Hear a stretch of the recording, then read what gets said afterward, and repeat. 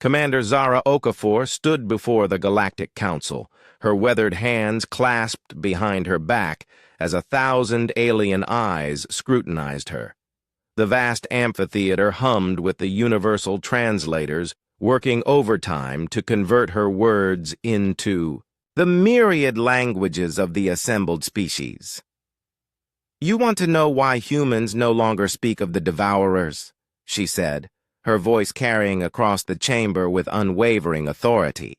"You want to understand how a species that once trembled at shadows became the protectors of half the galaxy."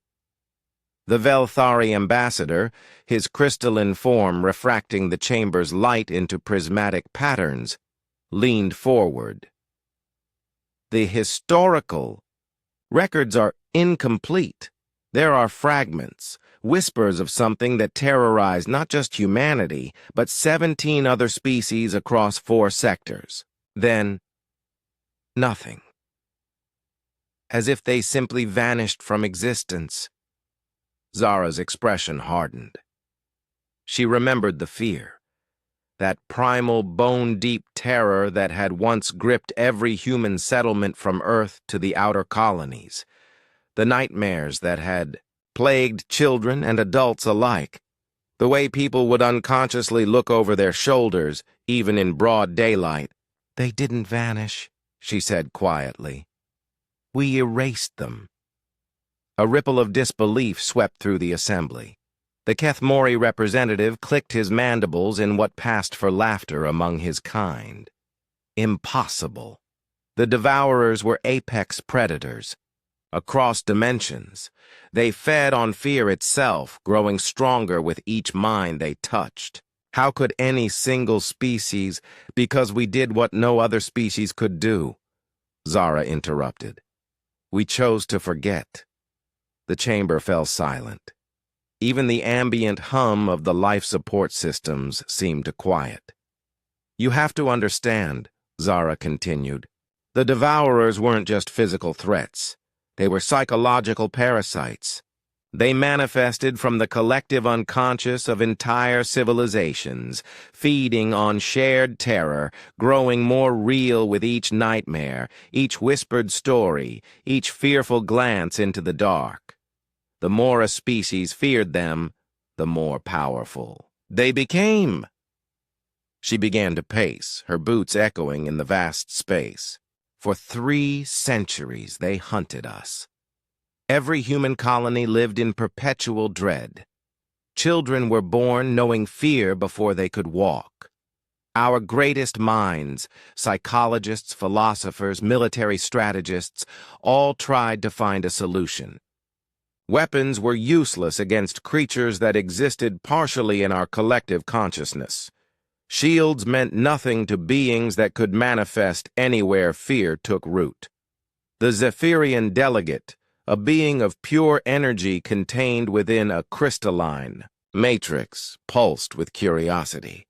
"Then how did you succeed where others failed?" Zara stopped pacing and faced the assembly directly. Dr. Elena Vasquez, a xenopsychologist from Mars Colony, discovered the truth. She realized that the Devourers weren't just feeding on our fear. They were dependent on it for their very existence. They needed us to remember them, to speak of them, to pass down the terror from generation to generation. So she proposed the unthinkable, complete cultural amnesia, not just forgetting, actively erasing every trace of the Devourers from human memory, language, and history. It had never been attempted before because most species considered their cultural memory sacred, inviolable. The Velthari ambassador's light patterns shifted to deep amber, an expression of skepticism. The logistics alone would be impossible. How do you erase knowledge from billions of minds? "It took 50 years, Zara replied. 50 years of the most coordinated effort in human history. We developed selective memory modification technology. We rewrote our databases, our literature, our songs. We changed our languages themselves, removing words and concepts that referred to them. We retrained our children to speak in ways that couldn't accommodate thoughts of the devourers. She gestured to the assembled delegates. But the most remarkable part wasn't the technology. It was the choice. Billions of humans across hundreds of worlds made the conscious decision to sacrifice part of their cultural heritage to save their species. Parents allowed their children's memories to be altered. Historians destroyed their life's work. We chose to become, in a very real sense, less than we were. The process was brutal, she continued, her voice heavy with old pain. Many humans suffered psychological trauma from the memory modifications. Some lost more than intended, cherished memories, skills, even aspects of their personality. Suicide rates spiked. Entire communities struggled with a collective sense of profound loss they couldn't identify. The chamber remained silent, absorbing the magnitude of what she was describing, but it worked. As human memory of the devourers faded, so did their power. They began to weaken, to become less substantial. Eventually, they faded from reality itself, returning to whatever cosmic void had spawned them. The last confirmed sighting was in 2387, 43 years ago. Since then, nothing. The Kethmori representative shifted uncomfortably. And you've never been tempted to restore those memories? To reclaim that lost knowledge? Zara's smile was grim.